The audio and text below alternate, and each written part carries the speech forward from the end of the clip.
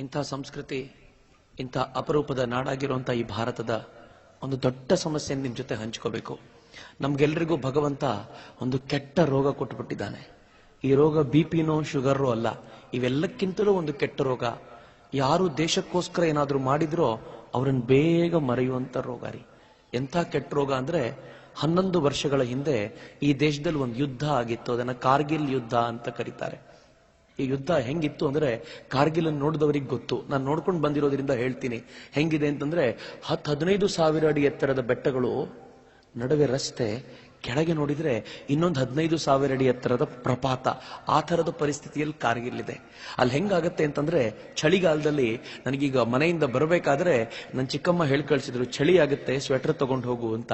ಹೊರಗೆ ಬಂದು ಕೇಳಿದೆ ಇಲ್ಲಿ ಟೆಂಪರೇಚರ್ ಎಷ್ಟಿದೆ ಅಂತ. 12ರಿಂದ 15 ಡಿಗ್ರಿ ಸೆಂಟಿಗ್ರೇಡ್ ಇರಬಹುದು. ಆದ್ರೆ ಕಾರ್ಗಿಲ್ ಅಲ್ಲಿ ಚಳಿಗಾಲದಲ್ಲಿ ಟೆಂಪರೇಚರ್ ಎಷ್ಟಿಗೆ ಹೋಗುತ್ತೆ ಗೊತ್ತಾ? -14 -15 ಡಿಗ್ರಿ ಸೆಂಟಿಗ್ರೇಡ್ ಹೋಗುತ್ತೆ ರೀ. ನನ್ನ ಸೈನಿಕರು ಅಲ್ಲಿವರೆಗೂ ಕಾಯ್ತಾ ಇದ್ದವರು ಮಂಜು ಸುರಿಯಕ್ಕೆ ಶುರುವಾದ ಮೇಲೆ ಕಾರ್ಗಿಲ್ ಬೆಟ್ಟ ಇಳಿದು ಬರೋರು ಪ್ರತಿ ವರ್ಷ. 11 ವರ್ಷಗಳಿಂದ ಏನಾಯ್ತು, ಪಾಪಿ ಪಾಕಿಸ್ತಾನಿಯರು ನಮ್ಮವ್ರು ಇಳಿದು ಬರೋದನ್ನೇ ಕಾಯ್ತಾ ಇದ್ರು. ಇವರು ವಾಪಸ್ ಏರೋಕ್ಕಿಂತ ಮುಂಚೆ ತಾವೇ ಹಿಂಬದಿಯಿಂದ ಹತ್ಬಿಟ್ಟು ನನ್ನ ಸೈನಿಕರೇ ಕಟ್ಟಿದ್ದ ಬಂಕರ್ಗಳಲ್ಲಿದ್ದಂತ ಮದ್ದು ಗಂಡುಗಳನ್ನ ಹಿಡ್ಕೊಂಡು ಅವ್ರು ನನ್ನ ಸೈನಿಕರ ಮೇಲೆ ಗುರಿ ಇಟ್ಕೊಂಡು ಕೂತ್ಬಿಟ್ರು. ಒಂದಷ್ಟು ಜನ ಈ ದನಗಾಹಿಗಳು ಅಲ್ಲಿಗೆ ಹೋಗಿ ನೋಡ್ತಾರೆ, ಅಯ್ಯೋ ಅಲ್ಲಿರೋದು ಭಾರತೀಯರಲ್ಲ ಪಾಕಿಸ್ತಾನಿಯರು ಅಂತ ಭಾರತೀಯರಿಗೆ ಬಂದು ಸುದ್ದಿ ಮುಟ್ಟಿಸಿದ್ರೆ ಭಾರತೀಯ ಸೈನಿಕರು ನಂಬಲಿಲ್ಲ. ಸೌರಭ್ ಕಾಲಿಯಾ ನೇತೃತ್ವದಲ್ಲಿ 5 ಜನ ಸೈನಿಕರನ್ನ ನೋಡ್ಕೊಂಡು ಬನ್ನಿ ಅಂತ ಕಳಿಸ್ಕೊಟ್ರು ರೀ. ಇವ್ರು ಬರೋವರೆಗೂ ಸುಮ್ಮನೆ ಇದ್ದ ಪಾಪಿ ಪಾಕಿಸ್ತಾನಿಯರು ಈ 5 ಜನರನ್ನ ಬಂಧಿಸಿದ್ರು, ಪಾಕಿಸ್ತಾನಕ್ಕೆ ಕರ್ಕೊಂಡು ಹೋದ್ರು. ಭಾರತದ ಸೈನ್ಯ ವ್ಯವಸ್ಥೆ ಬಗ್ಗೆ ವಿಚಾರಗಳನ್ನ, ಮಾಹಿತಿಗಳನ್ನ ಕೇಳಿದ್ರು. ಇವ್ರು ಹೇಳಲಿಲ್ಲ ಅಂದಿದ್ದಕ್ಕೆ ಏನ್ ಮಾಡಿದ್ರು ಗೊತ್ತಾ? ಮೊದಲು ಕೈ ಬೆರಳುಗಳನ್ನ ಕಡಿದ್ರು, ಕಾಲ್ ಬೆರಳುಗಳನ್ನ ಕಡ್ದು ಹಾಕಿದ್ರು, ಕೈಯನ್ ಕಡಿದ್ರು, ಕಾಲನ್ ಕಡಿದ್ರು, ಕಣ್ಣನ್ನು ಕಿತ್ತಾಕಿದ್ರು, ನಾಲ್ಗೆ ಕತ್ತರಿಸಿದ್ರು, ಮೂಗ್ ಕತ್ತರಿಸಿದ್ರು, ಕೊನೆಗೆ ಮರ್ಮಾಂಗವನ್ನು ಕತ್ತರಿಸಿ 5 ಜನರ ದೇಹವನ್ನ ತುಂಡು ತುಂಡು ಮಾಡಿ ಭಾರತಕ್ಕೆ ಪಾರ್ಸಲ್ ಮಾಡಿ ಕಳಿಸ್ಕೊಟ್ರಲ್ಲಿ. ಹೊಟ್ಟೆ ಉರಿದೋಗ್ಬಿಡ್ತು ನನಗೆ. ಸೌರಭ್ ಕಾಲಿಯಾ ಮುಖ ನೋಡಿದ್ರೆ ಈಗ್ಲೂ ಎದೆ ಜುಮ್ ಅಂದ್ಬಿಡತ್ತೆ. 32 ಹುಡುಗ, ತಂದೆ ತಾಯಿಗೆ ಎಂತ ಸಂಕಟ ಆಗಿರ್ಬೇಡ. ಆದ್ರೆ 11 ವರ್ಷದಲ್ಲಿ ಮರೆತು ಹೋಗ್ಬಿಟ್ವಿ ರೀ. 10ನೇ ವರ್ಷ ಆಗಿದ್ದಾಗ ಕಾರ್ಗಿಲ್ ವಿಜಯೋತ್ಸವ ಆಚರಣೆ ಮಾಡಬೇಕು ಅಂತ ಎಲ್ಲರೂ ಪ್ರಯತ್ನ ಪಟ್ರೆ, ಇವತ್ತಿನ ಕೇಂದ್ರ ಸರ್ಕಾರ ಏನ್ ಹೇಳುತ್ತೋ ಗೊತ್ತಾ? ಗನಂದಾರಿ ನಾಯಕರು, ಈ ನಾಯಕರು ಹೇಳ್ತಾರೆ ಬೇಡ ಬೇಡ, ವಿಜಯೋತ್ಸವ ಆಚರಿಸೋದು ಬೇಡ. ಯಾಕೆಂದ್ರೆ ಈ ವಿಜಯೋತ್ಸವ ಆಚರಿಸಿದ್ರೆ ಅವತ್ತು ಯಾವ ಸರ್ಕಾರ ಇತ್ತೋ ಅವ್ರಿಗೆ ಕ್ರೆಡಿಟ್ ಹೋಗುತ್ತೆ, ಅದಕ್ಕೋಸ್ಕರ ವಿಜಯೋತ್ಸವ ಆಚರಿಸೋದು ಬೇಡ ಅಂತ. ಈ ದೇಶದ ಸೈನಿಕರು ಹೋರಾಟ ಮಾಡೋದು ಮುದಿ ರಾಜಕಾರಣಿಗಳಿಗೋಸ್ಕರ ಅಲ್ಲ, ಭೂಮಿ ತಾಯಿನ ಉಳಿಸ್ಕೊಳ್ಬೇಕು ಅಂತಾರಿ. ಯಾಕೆ ಇವರಿಗೆ ಅರ್ಥ ಆಗಲ್ಲ ಇದೆಲ್ಲ? ಎಂತೆಂಥ ಸೈನಿಕರು ಗೊತ್ತೇನು? ಅವ್ರ ಬಗ್ಗೆ ಹೇಳಬೇಕಾದ್ರೇನೆ ರೋಮಾಂಚನ ಆಗುತ್ತೆ. ಮನೋಜ್ ಕುಮಾರ್ ಪಾಂಡೆ ಅಂತ 22 ಹರೆಯದ ಹುಡುಗ ದೇಶಕ್ಕೋಸ್ಕರ ಪ್ರಾಣ ಕೊಟ್ಟ. ಅವಾಗ ಈ ಹುಡುಗ 20ನೇ ವಯಸ್ಸಿನಲ್ಲಿ ಸೈನಿಕ್ ಸೇರ್ಬೇಕು ಅಂತ ಬಂದಂತೆ. ತುಂಬಾ ಬುದ್ಧಿವಂತ ಹುಡುಗ, ಇಂಜಿನಿಯರಿಂಗ್ ಮಾಡ್ತಿದ್ದವನು. ಸೈನಿಕ್ ಸೇರ್ಬೇಕು ಅಂತ ಹೋದ್ರೆ ಎಲ್ಲ ಎಕ್ಸಾಮ್ನಲ್ಲೂ ಪಾಸ್ ಆಗ್ಬಿಟ್ಟ. ಕೊನೆಯದೊಂದೇ ಒಂದು ಪ್ರಶ್ನೆ ಕೇಳ್ತೀವಿ ಅಂತ ಕೂರ್ಸ್ಕೊಂಡು ಕೇಳ್ತಾರೆ, ತುಂಬಾ ಬುದ್ಧಿವಂತ ಹುಡುಗ ನೀನು, ಹೊರಗಡೆ ಎಲ್ಲಾದ್ರೂ ಹೋದ್ರೆ ಕೈ ತುಂಬಾ ಸಂಬಳ ಸಿಗುತ್ತೆ, ಸೈನ್ಯಕ್ಕೆ ಸೇರ್ಬೇಕು ಅಂತ ಯಾಕೆ ಬಂದಿದ್ಯಾ? ಅವನ ತಾಯಿ ಅದು ಯಾವ ಪುಣ್ಯಾತ್ಗಿತ್ತೀನೋ. ಮನೋಜ್ ಕುಮಾರ್ ಪಾಂಡೆ ಹೇಳ್ತಾನೆ, ಸರ್ ಏನೂ ಇಲ್ಲ ಸರ್, ನನ್ನ ಜೀವನದಲ್ಲಿ ಒಂದೇ ಒಂದು ಆಸೆ ನನಗೆ ಅಂದ್ರೆ ಪರಮವೀರ್ ಚಕ್ರ ತಗೋಬೇಕು ಅಂತ. ಸೈನ್ಯದಲ್ಲಿ ಬಿಟ್ರೆ ಇನ್ಯಾವ ಕಂಪನಿನೂ ಅದನ್ನ ಕೊಡಲ್ಲ ಸರ್, ಅದಕ್ಕೋಸ್ಕರ ಇಲ್ಲಿಗೆ ಬಂದಿದ್ದೀನಿ ಸರ್, ಅವಕಾಶ ಮಾಡ್ಕೊಡಿ ಸರ್ ಅಂತನ್ರಿ ಅವನು. ಸಂಬಳದ ಮಾತಾಡ್ಲಿಲ್ಲ ಹುಡುಗ, ಪರಮವೀರ್ ಚಕ್ರ ಬೇಕು ಅಂತಂದ. ಕೆಲಸ ಸಿಕ್ತು ಅವನಿಗೆ. ಅದೇನೋ ಒಂದು ದುರದೃಷ್ಟವೋ ಅದೃಷ್ಟವೋ ಗೊತ್ತಿಲ್ಲ. 2 ವರ್ಷದಲ್ಲಿ ಯುದ್ಧ ಘೋಷಣೆ ಆಯ್ತು. ಬಹಳ ಖುಷಿಯಿಂದ ಯುದ್ಧದಲ್ಲಿ ಪಾಲ್ಗೊಂಡ. ಮೇಲಿದ್ದಂತ ಪಾಕಿಸ್ತಾನಿಯರ ಬಂಕರ್, ಯೋಚನೆ ಮಾಡಿ, 15-20 ಸಾವಿರ ಅಡಿ ಎತ್ತರದ ಗುಡ್ಡಗಳನ್ನು ಹತ್ತಬೇಕಾದ್ರೆ ಹಿಂದೆ 20-25 kg ಆಹಾರದ ಬ್ಯಾಗನ್ನು ಹೊತ್ಕೊಂಡು ಹೋಗ್ಬೇಕು, ರೈಫಲ್ ಹೊತ್ಕೋಬೇಕು, ಗುಂಡುಗಳನ್ನು ಹೊತ್ಕೊಂಡ್ಬಿಟ್ಟು ಆ ಕಡಿದಾದ ಬೆಟ್ಟವನ್ನ ಏರಬೇಕು. ಮೇಲಿರುವಂತ ಪಾಕಿಸ್ತಾನಿಯರಿಗೆ ತೊಂದರೆ ಇಲ್ಲ, ಗುಂಡು ಹಾರಿಸ್ಬೇಕು ಅಂತಿಲ್ಲ, ಯಾವ್ದಾದ್ರೂ ಒಂದು ಬಂಡೆಗಲ್ಲನ್ನು ತಳ್ಳಿಬಿಟ್ರೆ ಸಾಕೋರಿ, ಕೆಳಗೆ ಬರ್ತಾ ಇರುವಂತ ಸೈನಿಕ ಅಪ್ಪಚ್ಚಿಯಾಗಿ ಹೋಗ್ಬಿಡ್ತಾನೆ. ಇಂಥ ಟೆರೈನ್ ನಲ್ಲಿ ಈ ದೇಶದ ಸೈನಿಕ ಹೋರಾಟ ಮಾಡ್ಲಿಕ್ಕೆ ಸಿದ್ಧನಾದ. ಮೇಜರ್ ಮನೋಜ್ ಕುಮಾರ್ ಪಾಂಡೆ ತನ್ನ ಸೈನಿಕರನ್ನು ಕರ್ಕೊಂಡು ಮೇಲ್ ಹತ್ತದ. ಹಿಂದಿನಿಂದ ಹತ್ತಿ ಕತ್ತಲಿನಲ್ಲೇ ಪ್ರಯಾಣ ಮುಂದುವರಿಸಿ ಪಾಕಿಸ್ತಾನದ ಬಂಕರ್ ಎದುರಿಗೆ ಬಂದು ನಿಂತ್ಕೊಂಡ. ತನ್ನ ಬ್ಯಾಗಲ್ಲಿ ಇದ್ದಂತ ಒಂದು ಗ್ರೆನೇಡ್ ಅಂತ ತಗೊಂಡು ಒಂದು ಬಂಕರ್ ಮೇಲೆ ಬಿಸಾಕ್ದ. ಆ ಬಂಕರ್ ಛಿದ್ರವಾಗೋಯ್ತು. ಅಷ್ಟೊತ್ತಿಗೆ ಬೇರೆ 2 ಬಂಕರ್ಗಳಿಂದ ಗುಂಡು ಹಾರು ಬಂದು ಇವನು ಬಲಗೈ ಛಿದ್ರವಾಗಿ ಹೋಯ್ತಂತೆ. ಬಲಗೈ ಚೂರ್ ಚೂರಾಗಿ ಹೋಗ್ಬಿಡ್ತು. ಆದ್ರೆ ಬಲಗೈ ಬೀಳ್ಲಿಲ್ಲ, ನೇತಾಡ್ತಾ ಇತ್ತಂತೆ. ಹತ್ತಿರದಿಂದ ನೋಡಿದವ್ರು ಹೇಳ್ತಾರೆ, ಆಗ್ಲೂ ಅವ್ನ ತಾಕತ್ ಕಡಿಮೆ ಆಗ್ಲಿಲ್ಲ. ಅವನ್ ತನ್ನ ಸೈನಿಕನೊಬ್ಬನಿಗೆ ಕರೆದು ಹೇಳ್ದ, ಬೇಗ ಬೇಗ ನನ್ನ ಬೆಲ್ಟನ್ನು ಬಿಚ್ಚಿ ಈ ಬಲಗೈನ ಸೊಂಟಕ್ಕೆ ಕಟ್ಕೊಂಡ್ ಬಿಡ್ತೀನಿ, ನೇತಾಡ್ತಾ ಇದ್ರೆ ತುಂಬಾ ಕಷ್ಟ ಆಗತ್ತೆ ಅಂತ ಹೇಳಿ ನೇತಾಡ್ತಾ ಇದ್ದ ಬಲಗೈನ ಸೊಂಟಕ್ಕೆ ಕಟ್ಕೊಂಡು ಎಡಗೈಯಿಂದ 2 ಗ್ರೆನೇಡ್ ಅನ್ನು ತಗೊಂಡು ಪಾಕಿಸ್ತಾನದ 3 ಬಂಕರ್ಗಳನ್ನ ನಾಶ ಮಾಡಿದ. ಉಳಿದ ಸೈನಿಕರು ಓಡ್ ಹೋಗ್ತಾ ಇದ್ರೆ ಇವನಿಗೊಂದು ಗುಂಡು ಬಂದು ಇವನ ಹಣೆಗೆ ಬಿತ್ತಂತೆ. ಸಾಯೋಕ್ಕಿಂತ ಮುಂಚೆ ಅವನು ಹೇಳಿದ ಕೊನೆ ಮಾತು, ನಾ ಛೋಡ್ನು, ಬಿಡಬೇಡ ಅವ್ರನ್ನ, ಒಬ್ಬರನ್ನು ಬಿಡಬೇಡ, ಎಲ್ರನ್ನೂ ಕೊಂದು ಹಾಕು, ಈ ಗುಡ್ಡ ನಮ್ದಾಯ್ತು ಅಂತ ಹೇಳು ಅಂತ ಹೇಳ್ತಾ ಹೇಳ್ತಾ ಪ್ರಾಣ ಕೊಟ್ಬಿಟ್ಟಂತೆ ರೀ. ಆ ಹುಡುಗನಿಗೆ 22ರ ಹುಡುಗನಿಗೆ ಪರಮವೀರ್ ಚಕ್ರ ಸಿಕ್ತು, ಮರಣೋತ್ತರ ಪ್ರಶಸ್ತಿ. ಅದು ಸಿಗಬೇಕಾದ್ರೆ ಪ್ರಶಸ್ತಿಯಲ್ಲಿ ಅನೌನ್ಸ್ ಮಾಡ್ತಾರಲ್ಲ, ಆ ಹೆಣ್ಮಗಳು ಅನೌನ್ಸ್ ಮಾಡ್ತಾಳೆ. ಅವನ್ ಡೈರಿಯಲ್ಲಿ 2 ಸಾಲು ಬರ್ಕೊಂಡಿದ್ದ ಅವನು, ನಿಮ್ಗೆ ಹೇಳಬೇಕು ಅಂತೇಳಿ ಹೇಳ್ತಾಳೆ ಅವಳು. ಏನ್ ಸಾಲಂತೆ ಗೊತ್ತಾ? ಅಕಸ್ಮಾತ್, ಅದ್ಭುತವಾದ ಮಾತು, ಅಕಸ್ಮಾತ್ ನನ್ನ ರಕ್ತದ ತಾಕತ್ತನ್ನ ಪ್ರೂವ್ ಮಾಡೋಕ್ಕಿಂತ ಮುಂಚೆ ಮೃತ್ಯು ನನ್ನ ಹತ್ರ ಬಂದ್ರೆ ದೇವರಾಣೆಗೂ ಆ ಮೃತ್ಯುನು ನಾನು ಕೊಂದು ಬಿಡ್ತೀನಿ ಅಂತ ಆ ಹುಡುಗ 4 ಸಾಲು ಬರ್ಕೊಂಡಿದ್ನಂತೆ. 22ರ ಹುಡುಗ ದೇಶಕ್ಕೋಸ್ಕರ ಪ್ರಾಣ ಕೊಟ್ಬಿಟ್ಟ.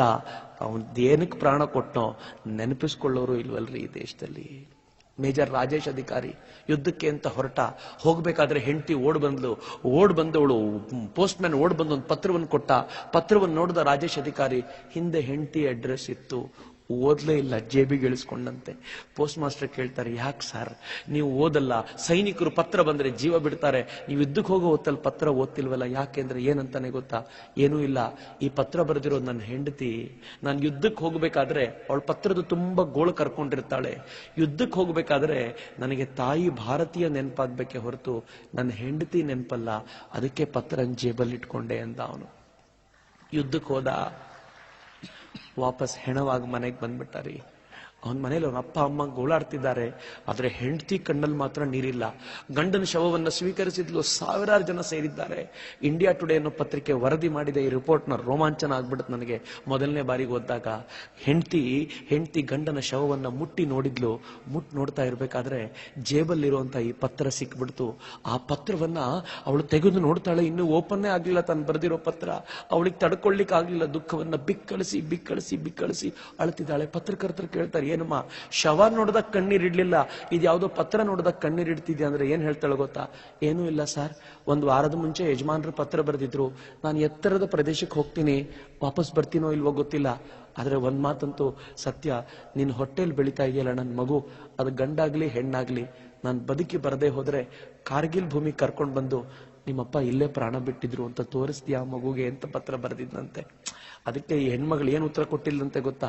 ಅವಳು ಹೇಳ್ತಾಳೆ, ನಾನು ಉತ್ತರ ಬರೆದಿದ್ದೆ ರೀ, ಮಗು ಗಂಡಾಗ್ಲಿ ಹೆಣ್ಣಾಗ್ಲಿ, ನೀವು ಬದುಕಿ ಬಂದ್ರೆ ಖುಷಿ ಪಡ್ತೀನಿ, ಸತ್ತರೆ ಹುತಾತ್ಮನ ಹೆಂಡತಿ ಅಂತ ಆನಂದ ಪಡ್ತೀನಿ, ಆದ್ರೆ ನೆನ್ಪಿಟ್ಕೊಳ್ಳಿ, ಬರೀ ಕಾರ್ಗಿಲ್ ಭೂಮಿ ತೋರಿಸೋದೇ ಅಲ್ಲ, ಆ ಮಗುನ ನಿಮ್ ತರ ಸೈನಿಕನನ್ನಾಗಿ ಮಾಡ್ತೀನಿ ಅಂತ ಮಾತು ಕೊಟ್ಟಿದ್ದೆ.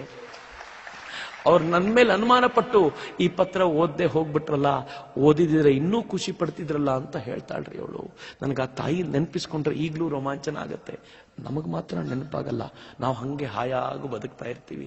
ಎಂತೆಂತ ಸೈನಿಕರು, ಕ್ಯಾಪ್ಟನ್ ಅಮನ್ ಕಾಲಿಯಾ, ಅಮೋಲ್ ಕಾಲಿಯಾ, ಅಮೋಲ್ ಚಿಕ್ಕವನು, ಅಮನ್ ದೊಡ್ಡವನು, ಇಬ್ರು ಕಾರ್ಗಿಲ್ ಯುದ್ಧದಲ್ಲಿ ಹೋರಾಟ ಮಾಡ್ತಿದ್ರು. ಚಿಕ್ಕ ಮಗ ಕಾರ್ಗಿಲದಲ್ಲಿ ಪ್ರಾಣ ಕೊಟ್ಬಿಟ್ಟ.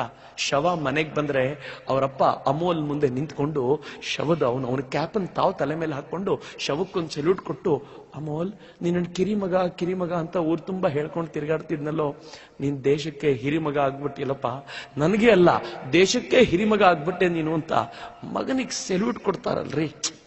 ಅದು ಈ ದೇಶದ ಶಕ್ತಿ. ಎಂತ ಅದ್ಭುತವಾದ ಜೀವನ ಅಂದ್ರೆ, ಯಶವಂತ್ ಸಿಂಗ್ ತೋಮರ್ ಅನ್ನುವಂತ ಹುಡುಗ ದೇಶಕ್ಕೋಸ್ಕರ ಹೋರಾಟ ಮಾಡಬೇಕು, ಸೈನಿಕ, 11 ಜನರ ಪಡೆ ಕಟ್ಕೊಂಡು ಮೇಲಕ್ಕೆ ಹೋಗ್ಬೇಕಾದ್ರೆ ಎಲ್ಲರಲ್ಲೂ ಉತ್ಸಾಹ ತುಂಬಬೇಕಲ್ಲ. ಗೆಳೆಯರಿಗೆ ಹೇಳ್ತಾನಂತೆ, ಹಮ್ 11 ತೋಮರ್ ಜಾಯಂಗೆ, 11 ಜೀತ್ ಕರ್ ವಾಪಸ್ ಆಯಂಗೆ ಅಂತ ಹೋದ. ಗುಡ್ಡ ಗೆದ್ರು. ವಾಪಸ್ ಬರ್ಬೇಕಾದ್ರೆ ಯಶವಂತ್ ಸಿಂಗ್ ತೋಮರ್ರೇ ಸತ್ತು ಹೋಗಿದ್ದಾರೆ. ಮನೆಗೆ ಅವನ ಹೆಣ ಬಂದ್ರೆ ಅವರಪ್ಪ ಹೆಣದ ಮುಂದೆ ನಿಂತ್ಕೊಂಡು ಏನ್ ಹೇಳ್ತಾರಂತೆ ಗೊತ್ತಾ? ಹೋಗೋ ತೋಮರ್, ನಾನ್ ಯಾಕೊಂದ್ ನೀನ್ ಸತ್ತೆ ಅಂತ ಹಳ್ಳಿ, ನನ್ನ ಕುಟುಂಬದ ಒಂದು ನಿಯಮ ಇದೆ, ಒಂದೋ ಯುದ್ಧದಲ್ಲಿ ಗೆಲ್ಬೇಕು ಇಲ್ಲ ಸಾಯ್ಬೇಕು, ನೀನ್ ಗೆದ್ದು ಸತ್ತಿದ್ಯಾ ಬಿಡೋ, ನಾನು ಹೇಳಲ್ಲ, ನಾನು ಖುಷಿ ಪಡ್ತೀನಿ ನನ್ನ ಮಗ ಅನ್ನೋ ಕಾರಣಕ್ಕೋಸ್ಕರ ಅಂತ ಆ ವಯಸ್ಸಾದ ತಂದೆ ಮಗನ ಶವಕ್ಕೆ ಮುಂದೆ ನಿಂತ್ಕೊಂಡು ಒಂದು ಸೆಲ್ಯೂಟ್ ಕೊಡ್ತಾರಲ್ಲ. ನೆನಪಿಸ್ಕೊಳ್ಳೋ ಪುರ್ಸೊತ್ತೇ ಇಲ್ವಲ್ರಿ. ನಾವ್ ಎಂತ ಕೃತಜ್ಞರಾಗ್ಬಿಟ್ಟಿದ್ದೀವಿ ಅಂದ್ರೆ, ಇವತ್ ದೇಶ ಏನಾದ್ರೂ ಹಿಂಗಿದೆ ಅಂತಂದ್ರೆ ಅವ್ರ ಕಾರಣದಿಂದಾಗಿಯೇ ಇರೋದು. ನಮಗೆ ನೆನಪಿಲ್ಲ. ಹೊಟ್ಟೆ ಉರಿಯುತ್ತೆ ಈ ಮಾತನ್ನು ಹೇಳಬೇಕಾದ್ರೆ. ಸತ್ಯ ಹೇಳ್ತೀನಿ, ಜಾಗೋ ಭಾರತ್ನ ಉದ್ದೇಶ ಮತ್ತೇನೂ ಇಲ್ಲ. ಇವತ್ತಿಗೂ ಕೂಡ ಈ ದೇಶಕ್ಕೆ ಪ್ರಾಣ ಕೊಡ್ತಾರಲ್ಲ, ಅವ್ರನ್ನ ನೆನಪಿಸ್ಕೊಳ್ಳಕ್ಕೆ ಒಂದು ಅವಕಾಶವನ್ನು ಕಲ್ಪಿಸ್ಕೊಡ್ಬೇಕು ಅನ್ನೋ ಹುಚ್ಚಿನಿಂದ ಈ ಕಾರ್ಯಕ್ರಮ ಶುರು ಮಾಡಿದ್ದು. ಅದಕ್ಕೋಸ್ಕರ ಅಕಸ್ಮಾತ್ ಇವತ್ತೇನಾದ್ರೂ ಕಣ್ಣೀರು ಹರಿಯಕ್ಕೆ ಹೊರಗೆ ಬಂದ್ರೆ ಕಂಟ್ರೋಲ್ ಮಾಡ್ಲಿಕ್ಕೆ ಹೋಗ್ಬೇಡಿ, ಬಿಟ್ಬಿಡಿ ಅದನ್ನ. ಪಕ್ಕದವ್ರು ಯಾರೋ ನೋಡ್ತಾರೆ ಅಂತ ನಾವು ನಮ್ಮನ್ನು ಕಂಟ್ರೋಲ್ ಮಾಡ್ತಾ ಕೂತಿರ್ತೀವಿ. ಹೆಂಡತಿಗೋಸ್ಕರ ಗಂಡ ಅಳೋದನ್ನ ನೋಡಿದ್ದೀನಿ, ಗಂಡನಿಗೋಸ್ಕರ ಹೆಂಡತಿ ಅಳ್ತಾ ಕೂತಿರ್ತಾಳೆ. ಮಕ್ಕಳು ಹಾಳಾಗೋಗ್ಬಿಟ್ರಲ್ಲ ಅಂತ ಗಂಡ ಹೆಂಡತಿ ಎಲ್ರ ಮುಂದೆ ಕಣ್ಣೀರಿಡ್ತಾರೆ. ಆದ್ರೆ ನಮ್ಮ ಮಕ್ಕಳಲ್ಲ, ಆದ್ರೆ ನಮಗೋಸ್ಕರ ಪ್ರಾಣ ಕೊಡ್ತಾರಲ್ಲ ಆ ಮಕ್ಕಳಿಗೋಸ್ಕರ ಒಂದೆರಡು ಕಣ್ಣೀರನಿ ಹೋಗ್ಲಿ ಬಿಡ್ರಿ. ಕಣ್ಣೀರನಿ ಹಾಕ್ತಾ ಹಾಕ್ತಾ ಇವತ್ತು ಒಂದು ದಿನ ನಾನು ನಿಮ್ಮೆಲ್ಲರಲ್ಲೂ ಕೇಳ್ಕೊಳ್ತೀನಿ, ದೇವರನ್ನ ಕೈ ಮುಗಿದು ಕೇಳ್ಕೊಳ್ಳಿ, ಹೇ ದೇವ್ರೆ, ಇಷ್ಟೂ ದಿನ ನಮಗೋಸ್ಕರ ಪ್ರಾಣ ಕೊಟ್ಟ ನಮ್ಮದಲ್ಲದ ಆ ಮಕ್ಕಳಿಗೆ ನೀನು ಆತ್ಮ ಶಾಂತಿ ಕೊಡು. ಇನ್ನು ಮುಂದೆ ಪ್ರಾಣ ಕೊಡ್ಲಿಕ್ಕೆ ಸಿದ್ಧರಾಗಿದ್ದಾರಲ್ಲ, ಅವ್ರಿಗೆ ಶಕ್ತಿ ಕೊಡಪ್ಪ ಅಂತ ಭಕ್ತಿಯಿಂದ ಪ್ರಾರ್ಥನೆ ಮಾಡ್ತಾ ಈ ಅಪರೂಪದ ಗೀತೆಗೆ ನಾವು ದನಿಯಾಗೋಣ.